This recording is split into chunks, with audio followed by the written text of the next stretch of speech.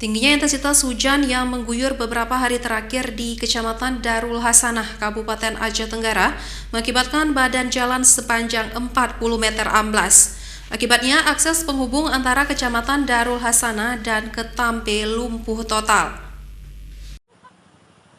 Beginilah kondisi akses jalan utama yang menghubungkan Kecamatan Darul Hasanah dan Ketambe ambles sepanjang 40 meter dengan kedalaman 15 meter.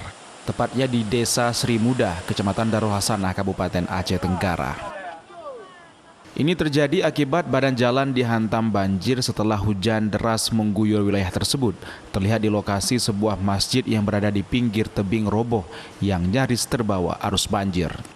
Sebanyak 6 kabupaten kota di Aceh terdampak banjir. Diperkirakan ribuan warga Aceh pada 6 kabupaten terdampak banjir terpaksa harus mengungsi.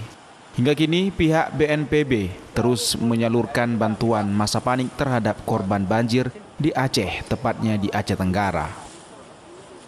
Yang ada korban jiwa untuk sementara di Aceh Tenggara, cuman untuk kerusakan parah sampai saat ini pantauan kita di Tamiang, karena sudah berapa hari lalu lintas Medan Banda Aceh tidak bisa dilalui sehingga mengganggu aktivitas perekonomian masyarakat. Dari beberapa kabupaten yang ada di Aceh terkena dampak banjir, tercatat ada 2 korban jiwa di Aceh Tenggara. Kini pemerintah pusat akan memberikan dan merehab rumah-rumah warga yang rusak parah saat diterjang banjir bandang. Pihak BNPB berencana akan meminta pemerintah daerah untuk mengkaji pengalokasian rumah yang terdampak banjir bandang tersebut. Dan warga berharap rumah mereka direlokasi ke tempat yang lebih aman. Harapan saya, pindahkan posisi kami sama mana yang senang, mana yang aman. Itulah kita perhatikan pemerintah semangat kita.